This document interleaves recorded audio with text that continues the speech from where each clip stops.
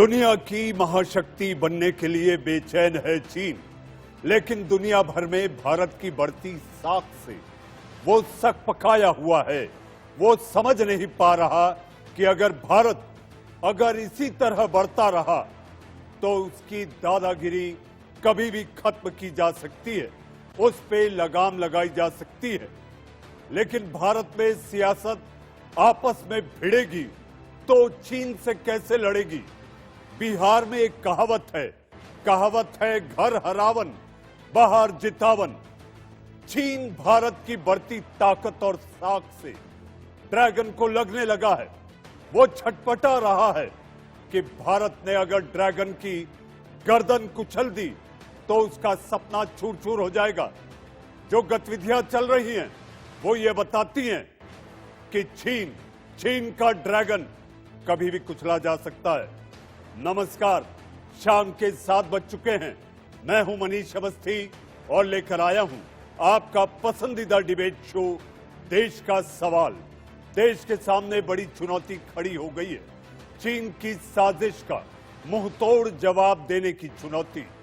कोई देश युद्ध नहीं चाहता, लेकिन चीन की साम्राज्यवादी नीति भारत को मजबूर कर रही है पलटवार करने के लिए। पीएम मोदी के बयान और भारतीय सेना के आक्रामक रुख से डरा ड्रैगन अब सीमा पर साजिशें रचने में जुट गया है। चीन के खिलाफ भारत के पास आसमानी सबूत हैं कि वो कैसे सीमा पर भारत के खिलाफ तैयारियां करने में जुटा है। इतना ही नहीं, चीन भारत के पड़ोसियों को पैसे के दम पर दबाने में भी लगा हुआ है ताकि वो भारत के खिलाफ खड़े हो सके।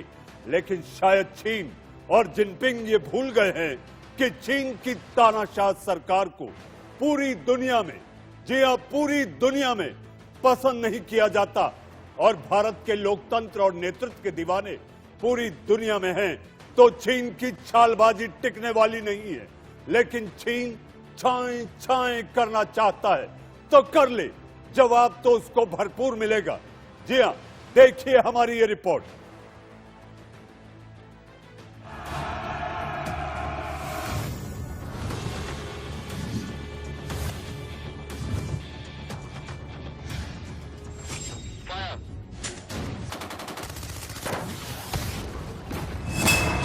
जनरल की सीमा पर किलिंग चार्ज, भारतीय सीमा पर ड्रैगन बिछा रहा है साजिश का जाल।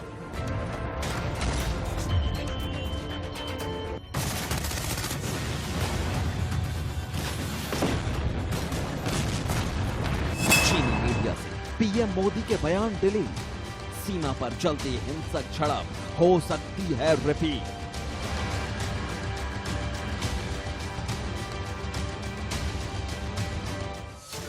चीनी सेना की साजिश के सामने आए आसमानी सबूत। भारतीय सेना ने भी कहा, चीन तैयार रखो अपने लिए ताबूत। भारत चीन सीमा की जो सैटेलाइट तस्वीरें सामने आ रही हैं, वो युद्ध का बिगुल बजा रही हैं।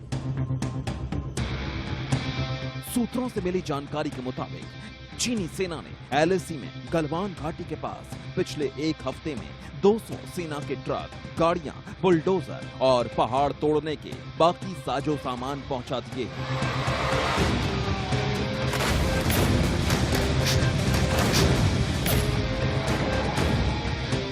और एलएसी पर चीन की तरफ से पीएलए के जवानों ने गलवान नदी का प्रवाह भी रोक दिया है।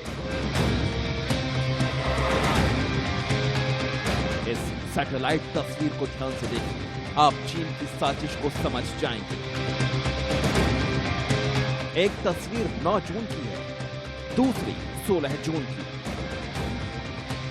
9 जून को गलवान घाटी के पास चीनी सेना की एक भी गाड़ी नहीं दिखी, लेकिन 16 जून को वहां 80 के आसपास चीनी सेना की गाड़ियां साफ साफ देखी जा सकती हैं। अब दूसरी तस्वीर देखिए, इसमें साफ नजर आ रहा है कि जो गलवान घाटी 9 जून को खाली पड़ी थी, वहां 16 जून को एलएसी से महज 3 किलोमीटर दूर चीन की 127 गाड़ियां देखी गईं। तीसरी सैटेलाइट तस्वीर में आपको साफ नजर आ रहा होगा कि गलवान घाटी में कोई चीनी सेना का कैंप नहीं था, लेकिन 16 जून को चीन ने वहां सेना का कैंप तक बना लिया। अब चीन की साजिश समझने के लिए चौथी सैटेलाइट तस्वीर देखिए। इसमें साफ नजर आ रहा है कि गलवान नदी जो पहाड़ों पर अपनी रफ्तार में बह रही थी, उसके प्रवाह को ब्लॉक कर दिया गया। ये उन्हीं बुलडोजर के जरिए जिन्हें चीनी सेना ने एक हफ्ते में सीमा पर पहुंचाया। ये सारी साजिश चीनी राष्ट्रपति के सबसे करीबी माने जाने वाले जनरल किलिंग की महत्वाकांक्षा का नतीजा है, जिस पर चीनी सेना का अंकुश नहीं दिख रहा। वो दिखावे के लिए सीमा पर बातचीत कर रही है, लेकिन सच्चाई कुछ और ही है। चीन की साजिश के आसमानी सबूतों ने साफ कर दिया है कि चीन युद्ध की तैयारी कर रहा है, बातचीत की नहीं। इसलिए भारतीय सेना भी सीमा पर मुस्तैद है। हमारे फाइटर प्लेन्स लगातार सीमा पर उड़ान भर रहे हैं और वायुसेना चीफ ने साफ कर दिया है कि हम पूरी तरह तैयार हैं। It would be very clear that we are well prepared and suitably deployed to respond to any contingency. I assure the nation that we are determined to deliver and will never let the sacrifice of our braves of Galwan go in vain. America के राष्ट्रपति Donald Trump ने भी इन हालातों को चिंता बढ़ाने वाला बताया है। It's a very tough situation. We're talking to India. We're talking to China. They've got a big problem there. They've come to blows, and we'll see what happens. We'll try and help them out. चीनी media ने प्रधानमंत्री मोदी के बयानों को delete कर दिया है। भारत की सारी प्रतिक्रियाओं को वहां के मीडिया ने बैन कर दिया और केवल जिनपिंग की राष्ट्रभक्ति का झूठा प्रसार दिखा दिया। Bureau report, India news. तो आपने हमारी रिपोर्ट में देखा कि साम्राज्यवादी चीन, यानी कि वो जमीन खोर जो सीमाओं पर दूसरे मुल्कों की जमीन पर अपनी नजरें गड़ाए बैठा रहता है, ऐसा साम्राज्यवादी चीन जो मतभेद नहीं विवाद खड़ा करता है, इस चीन को जवाब देना जरूरी है। इस समय देश की ललकार है, देश की पुकार है, हमारे शहीदों का बदला लेना जरूरी है, बलिदान व्यर्थ नहीं जाएगा। सरकार ने भी कहा है, प्रधानमंत्री ने भी कहा है। इसी पर चर्चा और बहस करने के लिए मेरे साथ मेहमानों का एक बड़ा पैनल है। पैनल में रक्षा विशेषज्ञ हैं, सियासत के मेहमान हैं और मेरे अपने सहयोगी आशीष सिंह भी हैं। मेरे साथ आपकी टीवी स्क्रीन पर अभी आप देख रहे हैं लेह, जी हां, एलएसी यानी कि वास्तविक नियंत्रण रेखा से थोड़े पहले लेह से मौजूद है मेरे अपने सहयोगी आशीष सिंह। मेरे साथ मौजूद हैं retired wing commander Praful Bakshi, ji आप रक्षा विशेषज्ञ हैं। मेरे साथ मेजर जनरल जेकेएस परिहार मौजूद हैं। मेरे साथ कांग्रेस का पक्ष रखने के लिए अभय दुबे साहब मौजूद हैं और वरिष्ठ पत्रकार और भारत चीन मामलों के जानकार सतीश के सिंह भी हमारे साथ मौजूद है। लेकिन इससे पहले मैं सीधा आपको लिए चलता हूं आशीष के पास। आशीष, ले एयरबेस से एयरक्राफ्ट सॉर्टीज के मायने बताइए। लड़ाकू विमानों को आपने दिखाया है, इंडिया न्यूज के दर्शकों को दिखाया है, लड़ाकू विमान आसमान में गरज रहे हैं।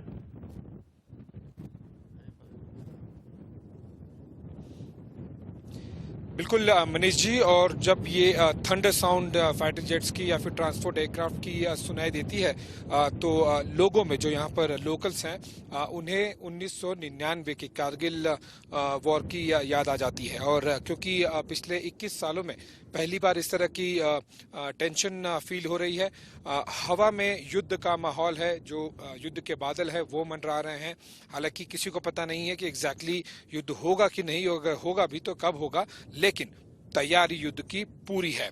और पिछले कम से कम 2 दिनों में जब से मैं यहाँ पर हूँ, देखा मैंने कि काफी बड़े पैमाने पर तैयारी की जा रही है। लेकिन आज एक थोड़ा सा अलग सा ही माहौल भी देखने मिला और मैं अपने कैमरामैन से जूम करके हमारे दर्शकों को दिखाने की कोशिश करूंगा कि किस तरह से लेह के सारे रास्तों पर सन्नाटा पसरा हुआ है। सबसे पहले मैं आपको दिखाऊंगा ये जो मेन चौक है लेह का।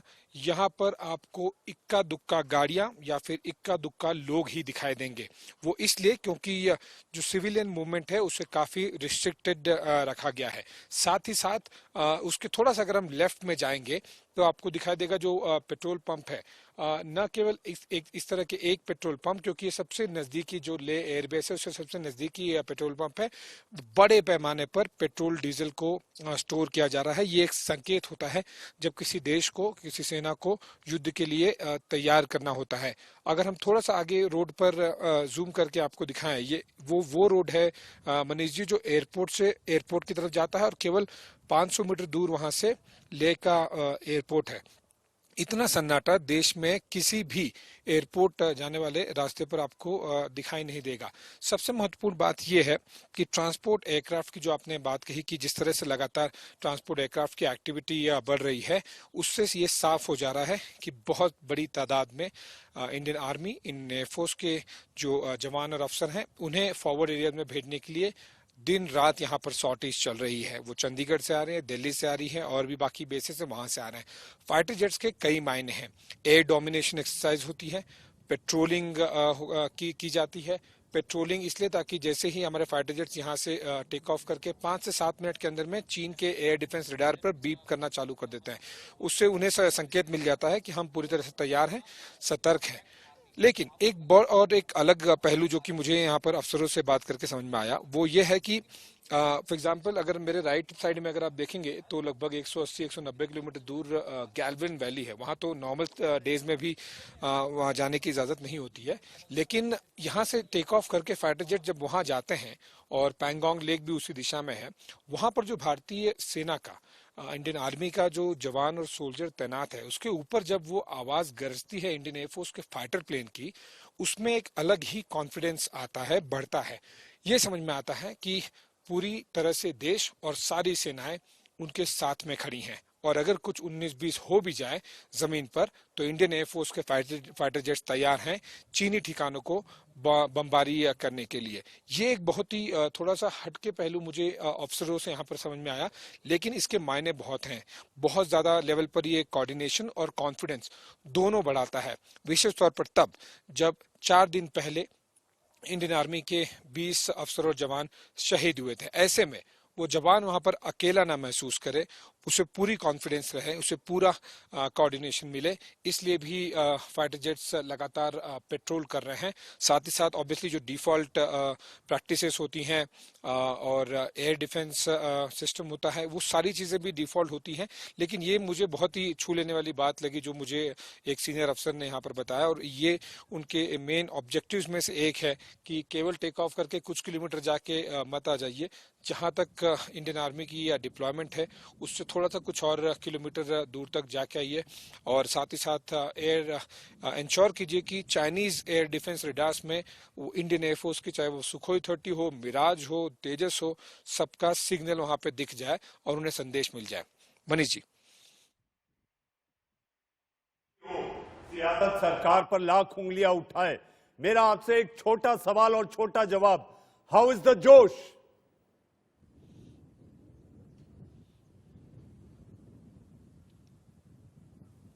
Extremely high Manish ji. और ये नॉर्मल, जैसे हम पाकिस्तान के साथ में कई बार कॉन्फ्लिक्ट और वॉर कर चुके हैं तो जोश तब भी हाई रहा है, लेकिन इस बार एक्सट्रीमली हाई है, क्योंकि न केवल पॉलिटिकल बल्कि आम जनता के लेवल पर और हर एक जो वर्टिकल है देश का, जो भारत का, वो पूरी तरह से सैनिकों के साथ में है। चाहे वो व्यापारी वर्ग हो, मीडिया हो, आम जनता हो, लॉयर्स हो, सभी लोग पूरी तरह से भारतीय सेना के साथ में खड़े हुए हैं। इसीलिए जोश is extremely high, not just high. Ashish, आप भी अपना ख्याल रखें और भारतवासियों को यह विश्वास है कि सरहद पे हमारी जो सेना है उनके कारण हम इत्मीनान से अपने घरों में रात की नींद ले पाते हैं। आशीष, आपकी इस तमाम जानकारी और लगातार वहां से ताजा अपडेट के लिए बहुत बहुत धन्यवाद। मेरे साथ wing commander retired Prafulla Bakshi साहब है। बख्शी साहब, आपने आशीष की वो तमाम बातें सुनी, जिस तरह से हमारा एयर डिफेंस वहां पर आसमान में गरज रहा है, ये बहुत कुछ कहता है, बहुत बड़ा संदेश है।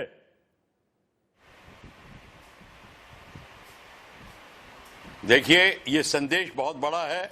इसके 2 पहलू हैं। एक है ऑपरेशनल पहलू। ऑपरेशनल पहलू ये है कि जितने पायलट टेक ऑफ कर रहे हैं वो सारे एरिया को रेकी कर रहे हैं, क्योंकि उनको वहां पे अटैक करने पड़ेंगे।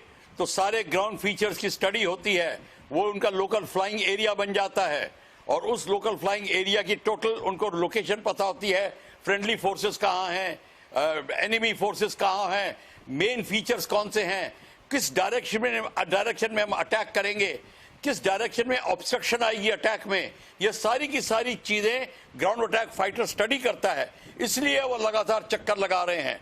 उसका दूसरा पहलू है कि इसका अविश्वास बढ़ता है हमारी फौजों का ग्राउंड पे, जब वो अपने ब्रदर को, अपने फाइटर भाई को देखते हैं आसमान में, तो उनका खून जो है 100 गुना बढ़ जाता है, छाती चौड़ी हो जाती है। ये दूसरा पहलू है। और एक और पहलू ये है कि आर्मी के जो ग्राउंड कंट्रोल हैं, जहां पे फॉरवर्ड एयर कंट्रोलर्स वगैरह जाएंगे, उनकी भी चैनल क्लियर होती है। इनको ये पूरी सूचना मिलती है कि अगर हम यहाँ पे होंगे कौन हमारा कंट्रोल करेगा, किस चैनल पे हम कार्यवाही करेंगे। ये सारी की सारी प्रणाली भी उनको एब्सोल्युटली उसकी प्रैक्टिस होती है। क्योंकि आपके पास कई ऐसी अहम जानकारियां हैं। मेरे साथ मेजर जनरल JKS परिहार साहब भी मौजूद हैं, जो उस इलाके में भारत मां की सेवा भी कर चुके हैं। जनरल साहब, आखिर चीन किस मद में चूर है? उसे समझ में नहीं आ रहा कि भारत से लोहा लेना उसको कितना महंगा पड़ सकता है। चीन 2 साल से करी है, मैं ये मान के चलता हूं, और वो बहुत कॉन्फिडेंस है कि इस बार वो LAC को चेंज करके रहेंगे। ये उनका सबसे बड़ा एक दिमाग में जो भरा हुआ है, इसलिए वो ओवर कॉन्फिडेंट हो रहे हैं। मगर आज के ज़माने में कोई भी युद्ध होता है तो उसमें एयर सुपेरिटी जो है वो बहुत मायने रखती है, और मेरा ख्याल है कि इस इलाके में हमारी एयर सुपेरिटी उनके ऊपर है। और कारगिल वार, उसके पहले इराक वार और कितने भी वार पिछले 30 साल में हुए, तभी जीते गए जब एयर सुपेरिटी है। तो वो तो हमारे साथ है, और ये इसको हमें इसमें एडवांटेज जरूर ही मिलेगा। LAC की जो परसेप्शन का बीच का 20 किलोमीटर का एरिया, जहाँ कोई कंसंट्रेशन नहीं होना चाहिए, कोई कंस्ट्रक्शन नहीं होना चाहिए, वो चाइना ने वॉयलेट करके आगे आ गए हैं। तो अब हमारे लिए जो है सबसे बड़ी एक्टिविटी यही है कि हम उनको खदेड़ के वापस वहीं भेजेंगे, सारे उनके कंस्ट्रक्शन डिमोलिश हों, और जो LAC की जो एक्चुअल अप्रैल 2020 है वहां पहुंचे। और मुझे लगता है कि उसमें सिर्फ 2 ही बातें, या तो डायरेक्ट वार होगा या फिर प्राइम मिनिस्टर और पिंग को बीच में करके उसको इंटरफेयर करके। जनरल साहब, आपने बहुत बड़ी बात कही। हमारे साथ बीजेपी के प्रवक्ता सुदेश वर्मा जी भी है। सुदेश जी, अब बहुत हो गया, हर बार बातचीत से बात हो, फिर वो 4-5 दिन के बाद धक्का मुक्की, फिर सीमा पर तनाव। आखिर अब इसका एक परमानेंट सॉल्यूशन जरूरी है। बोल रहे हैं आप, और देखिए जो हमारे एक्सपर्ट्स लोग हैं उनको कॉन्फिडेंस है, क्योंकि वो हमारी सेना की ताकत को जानते हैं। पूरे LAC पर हमारी सेना तैनात है, और ये मान के चलिए कि बिहार रेजिमेंट वाले बहुत फिरोशियस फोर्स हैं, और इन्होंने बहुत जबरदस्त मुकाबला किया है। और चाइना तो कभी सच बताएगा नहीं। नथुला पास में जो झगड़ा हुआ था, तब भी जो इनफॉर्मल था, उनके 800 लोग मरे थे, हमारे 80 मरे थे। उन्होंने 390 कबूल किया था। तो ये तो उनकी फितरत है, कुछ भी एक्सक्यूज दे दें। और हम लोग ट्रांसपेरेंट डेमोक्रेसी है, इसलिए कोई घबराने की बात नहीं है। अगर 20 लोगों की शहादत हुई है, कारगिल में 600 से भी ज्यादा लोग मरे थे, आपको याद होगा। उसके बाद भी हम लोगों ने फ्लश आउट किया था, और कारगिल वार जो है भारतीय सेना के शौर्य का परिचायक था। उसके बाद पूरे विश्व में बोला गया मोस्ट डिफिकल्ट वार, उससे डिफिकल्ट कुछ नहीं हो सकता। और अगर चाइना डीएस्केलेट नहीं करेगा, एस्केलेट करना चाहेगा, तो मुंह की खानी पड़ेगी।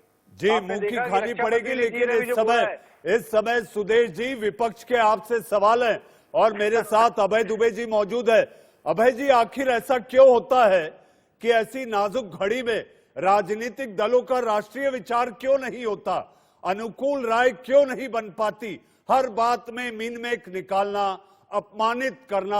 आपको यह नहीं लगता कि अगर हम आपस में भिड़ेंगे, जैसा कि मैंने अपने कार्यक्रम की शुरुआत में कहा था, बिहार में कहावत है, घर हरावन बाहर जितावन। मनीष जी, अगर आज भी प्रतिपक्ष चुप रहा तो जिस प्रकार प्रधानमंत्री जी के वक्तव्य ने भारत के सामरिक और संप्रभु हितों को समर्पित कर दिया है चाइना को, वो होता रहता। अगर हम सवाल खड़ा नहीं करते तो पीएमओ खुद प्रधानमंत्री जी के बयान से बैकट्रैक नहीं करता। मैं तो हतप्रभ हूं। आपने कहा चाइना ने मोदी जी को प्रतिबंधित कर दिया। चाइना के मीडिया ने मोदी जी के उस बयान को टेकअप किया जो चाइना कह रहा है हूबहू वही प्रधानमंत्री जी ने कहा। उन्होंने कहा कि हमने कोई वायलेशन नहीं किया, जबकि 17 तारीख को जब हमारे फॉरेन मिनिस्टर ने चाइना के फॉरेन मिनिस्टर से बात की तो उन्होंने कहा Chinese side sought to erect a structure in Galwan Valley on our side of LAC। और ये बात प्रामाणिक रूप से सैटेलाइट इमेजरी से भी ज्ञात होती है कि उसने जो गोगरा पोस्ट पेट्रोलिंग 14, 15 है, 14 खासकर उसके अंदर आकर के परमानेंट मिलिट्री इंफ्रास्ट्रक्चर बनाया। अभय जी, आपने तो आरोप लगाया था सरकार के पास सैटेलाइट इमेजेस नहीं है। आपने आरोप लगाया कि सरकार खुफिया तौर पे नाकाम रही। सवाल पूछा था। देखिए, हमने सवाल पूछा और प्रधानमंत्री जी ने जवाब क्या दिया? ना तो वहां कोई घुसा है, ना वहां अभी कोई घुसा हुआ है। प्रधानमंत्री जी फिंगर 4 से लेकर फिंगर 8 तक उल्टा आरोप आप पर पड़ गया। आप लोग हमेशा कहते थे कि कांग्रेस चीन के साथ खड़ी दिखाई देती है, अभय जी ने तो बाजी पलट दी। देखिए, ये लोग फ्रस्ट्रेटेड लोग हैं, राजनीति में कुछ कर नहीं पा रहे हैं। इस तरह का नैरेटिव देना अपने आप में, जब सेना ने बोल दिया, प्रधानमंत्री ने बोल दिया, उसके बाद कुछ रह नहीं जाता है। आप ये बताइए कि यही इनके नेता जवाहरलाल नेहरू जो हमारे प्रधानमंत्री थे, इन्होंने बोला था वहां तो भूगोल बदला जा रहा है, कुछ उगता ही नहीं है। इतिहास से प्रतिशोध मत लो, लड़ी थी सेना। सुनिए, पहले आप डिबेट करिए। सेना ने उस समय आपने बोला, आपने तुम्हारी तरह एग्रीमेंट नहीं बताया था। हमको बोलने दीजिए और सुनिए। बहुत गुमराह किया आपने। राहुल गांधी जी को समझ नहीं है। राहुल गांधी जी जो कर रहे हैं, पूरा देश आज उनके खिलाफ खड़ा है। सुदेश जी, अभय जी, सतीश जी, बड़ी माफी के साथ मैं आपसे कहना चाहूंगा कि मुझे एक छोटा सा ब्रेक लेना है। ब्रेक के बाद आऊंगा तो सबसे पहला सवाल आप ही से लूंगा। जी हां, आखिर बार बार ऐसे नाजुक मोड़ पर विपक्ष क्यों कर रहा है अपमान देश का और प्रधानमंत्री का, सवाल पूछकर, क्योंकि इस समय एकजुटता की जरूरत है। आखिर इससे हासिल क्या होगा, एक छोटे से ब्रेक के बाद। और अब दर्शकों के लिए एक अच्छी खबर। इंडिया न्यूज और पेटीएम फर्स्ट गेम्स मिलकर एक क्विज लेकर आ रहे हैं। इस क्विज में आपसे रोज इंडिया न्यूज के शाम 7 बजे, रात 8 बजे और रात 9 बजे के बुलेटिन में सवाल पूछे जाएंगे। इसके जवाब पेटीएम फर्स्ट गेम्स पर देने वाले लकी विजेताओं को पेटीएम फर्स्ट गेम्स ऐप के जरिए 10 लाख रुपए तक का इनाम दिया जाएगा। आज का सवाल है, इंडिया न्यूज पर चलने वाले स्पोर्ट्स बुलेटिन का नाम क्या है? आपके सामने विकल्प है, सच सुनो हिंदुस्तान, रणयुद्ध, मेरी रिपोर्ट मेरी बात, सच्ची खबर। जवाब देने के लिए अभी आप डाउनलोड कर लें पेटीएम फर्स्ट गेम्स ऐप और विजिट करें paytmfirstgames.com। और अब वक्त है हेडलाइंस का। इससे पहले कि मैं देश के सवाल की बहस की ओर बढ़ूं, सियासत में जुबानी जंग चल रही है। जंग हमें चीन से लड़नी है, लेकिन हमारी सियासत है जो कहां बाज आएगी। चीन की साजिशों का मुंहतोड़ जवाब देने के लिए भारतीय सेना तैयार है, लेकिन हमारे देश में ही कुछ सियासतदान सेना के शौर्य पर सवाल खड़े कर रहे हैं। देश के प्रधानमंत्री को इस हालात में भी देश के सामने नीचा दिखाने में जुटे हैं। राहुल गांधी ने जो सरेंडर मोदी वाला ट्वीट किया है, उस पर कैसे सियासत गर्म हो चुकी है, जरा आप इन बयानों को भी तो सुन लीजिए। नेता राहुल गांधी मर्यादा तोड़ रहे हैं, देश का अपमान कर रहे हैं। भारत के प्रधानमंत्री नरेंद्र मोदी को सरेंडर मोदी कहना, ये देश की जनता बर्दाश्त नहीं करेगी। जिस तरह की वो भाषा बोल रहे हैं, इस तरह की भाषा कोई दुश्मन देश का नेता भी भारत के प्रधानमंत्री के लिए नहीं बोल सकता। तो आपने सुना कि राहुल गांधी के ट्वीट पर मचा है बवाल, और इसलिए है ये देश का सवाल। तो देश का सवाल में चर्चा करने के लिए मेरे साथ वो तमाम मेहमान जो ब्रेक के पहले जुड़े थे, अब भी मौजूद है आपके टीवी स्क्रीन पर। सतीश जी, जैसा कि मैंने कहा था, ब्रेक के बाद आऊंगा और सबसे पहले मेरा सवाल आपसे, जब राष्ट्रीय अहम मसले सामने आते हैं तो सारे राष्ट्रीय राजनीतिक दल एक क्यों नहीं दिखाई देते? देखिए, ये परंपरा रही है कि जब सत्ता में जो आदमी होता है और विपक्ष में होता है, तो जो विपक्ष में जब होता है तो दोनों की जो भूमिका और दोनों का जो चाल चरित्र चेहरा है वो लगभग एक ही होता है, जो कि दुर्भाग्यपूर्ण। पहली बात। लेकिन मैं आपको 2-3 बातें बताने के लिए या कहने के लिए आतुर था।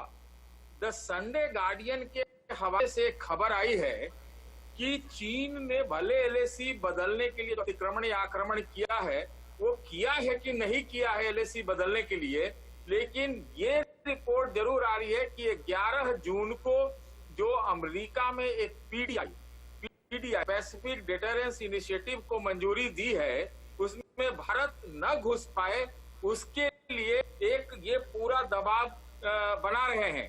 ये चीन की साजिश हो सकती है और इधर हमला और उधर उनको रोकना, भारत को रोकना, क्योंकि भारत उसका अहम हिस्सा है। ये एक बात आई है। इसीलिए हम देख रहे हैं कि ये तनाव बढ़ता जा रहा है और भारत डटा हुआ है। जिस तरह से सॉर्टीज आपने दिखाए आशीष के रिपोर्ट में, तो डट के ये संदेश देना चाह रहा है चीन को कि इस बार मुकाबला होगा। और हमें ये जानकारी है, रक्षा विशेषज्ञ आपके साथ हैं, वो बताएंगे कि कम से कम हमारे देश के पास भी 1 दर्जन स्ट्राइक कोर और माउंटेन कोर है जो कि उनसे पहाड़ में लड़ सकता है। एक एयर स्ट्रीम एक लिमिटेड स्टेज तक हमारे पास है। और जैसा कि जनरल वीपी मलिक का मैं आज बयान सुना हूं, उन्होंने कहा है कि भारत टेक्नोलॉजिकली सुपीरियर चाइना से लड़ सकता, इसमें कोई शक नहीं। तो ये तो दुर्भाग्यपूर्ण है कि देश में जो एकता है जो होनी चाहिए इस वक्त, वो नहीं है। ठीक है, कुछ एक बयान में कमी रह गई थी, रुस्त कर दिया गया है। उम्मीद करेंगे कि अब तो कम से कम जी सतीश जी, राहुल गांधी को इस तरह का बयान नहीं देना चाहिए। जी सतीश जी, मैं आपके पास आऊंगा। मेरे साथ मेजर जनरल JKS परिहार है। परिहार साहब, इस समय सैटेलाइट से जो तस्वीरें आई हैं उसने राज खोल दिए। वास्तविक नियंत्रण रेखा के पास चीन ने ये जमावड़ा 200 ट्रक, बुलडोजर, डंपर, टिपर, ये जो तस्वीर आई हैं, अगर हमें चीन को नेगोशिएटिंग टेबल पर लाना है जनरल साहब, तो इस समय जरूरी हो जाता है गलवान घाटी में डटे रहना। जनरल साहब,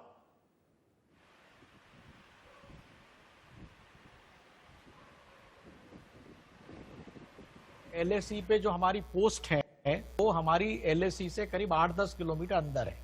ऐसा ही चाइना का भी होता है। बीच का 15-16 किलोमीटर बफर जोन रहता है जिसमें कोई कंस्ट्रक्शन, कोई डिप्लॉयमेंट नहीं होना चाहिए। और गलवान वैली में ये ब्रेक करके वो हमारे पास आ गए। इसका मतलब चाइना जो है भारतीय परसेप्शन एरिया या LAC से भारत के तरफ करीब 12 किलोमीटर घुसा बैठा हुआ है।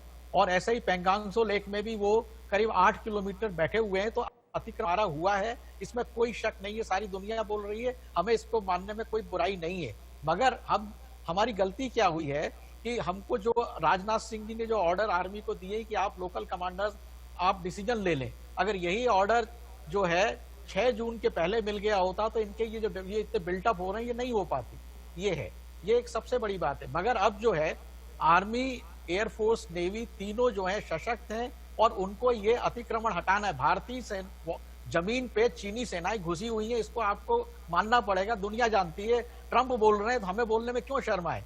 गलती हो गई, अब हम इसको सुधारेंगे। आप आर्मी को जो जल साहब, अब तो साम्राज्यवादी चीन की नजर तो जापान पर भी है। 23 मुल्कों की जमीन पर तो वो हथियाना चाहता है, विवाद खड़ा कर चुका है। अब तो वो जापान की ओर देख रहा है। मुझे लगता है वो भस्मासुर बनने की कगार पर खड़ा है। हमें अपना इलाज, अपना बीमारी का इलाज खुद करना पड़ेगा। और उसका इलाज मैं बार बार कह रहा हूं पिछले 1 महीने से, सिर्फ 2 ही है कि भारतीय फौज, एयरफोर्स और आर्मी को ऑल आउट एफर्ट्स करके गलवान वैली में बम्बार्डिंग करके इनको क्रैश करना पड़ेगा। प्रफुल्ल बख्शी साहब, मेजर जनरल परिहार का कहना है कि इस समय चीन को अगर घुटने टेकाना है तो गलवान पे एक एक्शन जरूरी है। देखिए जनरल साहब बिल्कुल ठीक कह रहे हैं। यही मैंने भी बोला था आपको कि जब तक अब हमको क्लोज सिनर्जी आर्मी के साथ करनी है और कौन कौन से ग्राउंड अटैक टारगेट है, उन टारगेट को लोकेट करना है। वह आर्मी हमें कोऑपरेट करेगी। इसका एयरफोर्स को टोटल उनका जो GLOs होंगे और फॉरवर्ड एयर कंट्रोलर सब जाएंगे और हमारे अटैक एयरक्राफ्ट को वहां पे गाइड करेंगे। हमको जितनी जमीन उनकी हमको डिस्ट्रॉय करके आर्मी को एडवांस कराना है, वहां पे उसको एडवांस कराने के लिए अटैक हेलीकॉप्टर लगेंगे, जहां की चाइना के टैंक या बख्तरबंद गाड़ियां जो बंकर जो भी होंगे उनको उड़ाने के लिए जल्दी से जल्दी ये काम होगा तो हम नेगोशिएटिंग टेबल पे ताकतवर होंगे। अगर हमने ये कार्रवाई नहीं करी तो हम नेगोशिएटिंग टेबल पे ताकतवर नहीं हो सकते। और दूसरी बात ये है, हमको सिर्फ नेगोशिएटिंग टेबल पे ताकतवर नहीं होना, हमको और जमीन अख्तियार करनी है और चाइना को डिफेंसिव पे लाना है। चाइना को अब रेस करना होगा कि हमारी जमीन भारत के कब्जे में है, ना कि उल्टा। और इसके लिए एयरफोर्स तत्पर और तैयार है। हमें पुरानी बातें भूल जानी है कि पिछले 10-15 दिन में जो हुआ सो हुआ। अभी हम बिल्कुल करने के काबिल हैं, करने की स्थिति में हैं और हमको व्यर्थ कोई समय बर्बाद नहीं करना पड़ेगा। आर्मी वेट कर रही है एयरफोर्स की। बख्शी साहब, सवाल यह है कि आर्मी एविएशन भी होता है, आर्मी एविएशन और एयरफोर्स के फाइटर के बीच ये कोऑर्डिनेशन बिठाना बहुत जरूरी हो जाएगा। देखिए, आर्मी का एविएशन होता है और वही उनकी आर्टिलरी को सपोर्ट देना और एयर ऑब्जर्वेशन कराना, बेसिकली आर्मी एविएशन का वो कार्य और लाइट अटैक के लिए होता है। बट अटैक हेलीकॉप्टर एयरफोर्स के पास में अपाचे, आर्मी एयरओपी और आर्मी का एयरफोर्स का कोऑर्डिनेशन हर वक्त रहेगा। उसी फ्लाइंग एरिया में फ्लाई कर रहे हैं, एक ही चैनल पे फ्लाई करते हैं, उसमें कोई दो राय नहीं है, कोई प्रॉब्लम नहीं आएगी। बख्शी साहब, मैं आऊंगा। सुदेश जी, आपने दो रक्षा विशेषज्ञों को सुना, अगर दोनों का लबोलुबाब निकाला जाए तो यह माना जा सकता है कि कहीं ना कहीं सरकार सुस्त थी, तभी चीनी सेना, जैसे कि मेजर जनरल परिहार कह रहे हैं, बख्शी साहब ने कहा कि सुस्ती नहीं। आप लोग हमेशा उंगली उठाते हैं कि 1993 में संधि हुई, 95 का, 96 का, 2005 का, लेकिन यह संधि देश करता है, कोई दल नहीं करता। जी देखिए मनीष जी, पहली बात तो मैं आपको बता दूं कि प्रधानमंत्री जी ने जो बोला है ऑल पार्टी मीटिंग में, वही हमारा स्टैंड है। जो सेना बोल रही है वही हमारा स्टैंड है। उससे आगे हम सेना के मामले में कुछ नहीं बोल सकते। हमारी सेना पर हम लोगों को बहुत भरोसा है और पूरे देश को भरोसा है। इसमें हम कोई राजनीतिक दखल नहीं बर्दाश्त करेंगे। राहुल गांधी जी ने जो बोला है उस पर मैं इतना ही कहना चाहूंगा कि इनके परवरिश में कहीं ना कहीं कमी रही है। राजनीतिक फ्रस्ट्रेशन के कारण इस तरह का गाली गलौज ये कर रहे हैं। प्रधानमंत्री के बारे में कैसे बात करना चाहिए ये समझ इनको नहीं है। अभय जी, ये इस तरह की बात बोलेंगे, अभय जी, अगर सुदेश जी की बात आप सुन रहे हैं, हमारे सेना अभय जी, परवरिश में कहीं कमी रही, क्या बोला जाना चाहिए, समय, स्थान और स्थिति, ये परवरिश के सबूत होते हैं, सुदेश जी का मानना है। देखिए, मैं ऐसे शब्द प्रयुक्त नहीं कर सकता, लेकिन इससे ज्यादा शर्मनाक कुछ हो सकता है कि बिहार के चुनाव हैं, तो बिहार के चुनाव के कारण प्रधानमंत्री जी बिहार रेजिमेंट का जिक्र कर रहे हैं। अरे आज दोनों हमारे रक्षा विशेषज्ञों ने, जेके परिहार साहब ने और प्रफुल्ल बख्शी जी ने खुलकर ये बात बताई कि आज भी फिंगर 4 तक चाइना ने अपना इंफ्रास्ट्रक्चर डेवलप कर लिया है, उसने ब्लॉकेट किया है हमारे पेट्रोलिंग को। हमारे 20 सैनिकों की शहादत इसलिए हुई मनीष जी कि ये भाजपा की सरकार ने उनको हथियार चलाने की अनुमति नहीं दी। वो जो एग्रीमेंट होता है वो बॉर्डर मैनेजमेंट का है, बॉर्डर डिफेंस में कोई ऐसे एग्रीमेंट काम नहीं करते। आप कल्पना कीजिए कितनी निर्ममता पूर्वक हमारे सैनिकों की शहादत हुई है। बहुत कैपेबल है हमारी सेना। हमारे इन दोनों रक्षा विशेषज्ञों के जोश से अंदाजा लगाया जा सकता है। हम 2 फ्रंट वॉर के लिए भी बहुत सक्षम है मनीष जी, लेकिन अक्षम सरकार के होते हुए हम उस समय निर्णय नहीं ले पाए। और राहुल गांधी जी अगर प्रश्न खड़ा नहीं करते तो आप कल्पना कीजिए आज भी सरकार तो सेना को आज सरेंडर कर चुके होते वो भारत के हितों को। प्रधानमंत्री जी पहले ही कह चुके हैं कि ना वहाँ कोई आए ना वहाँ कोई सतीश जी, अभय जी, इस समय हमें अपने शब्दों पर बहुत लगाम देकर और शब्दों की शालीनता बनाए रखना सारे सियासी दलों के लिए भी जरूरी है, क्योंकि पड़ोसी मुल्क हमें घेरने की पूरी तैयारी में। सतीश जी, आखिरी सवाल और छोटा जवाब, क्या इस समय आपको लगता है कि सरकार केवल सैन्य स्तर पर जो बातचीत कर रही थी उसमें कूटनीतिक स्तर की भी बातचीत होनी चाहिए थी। अगर ये होती तो शायद ये घटना नहीं होती। देखिए, कूटनीति में तो फॉरेन मिनिस्टर की बातचीत हुई थी, उससे पहले एमईए के ज्वाइंट सेक्रेटरी नवीन श्रीवास्तव ने भी बात की थी, तो वो तो चल रही थी।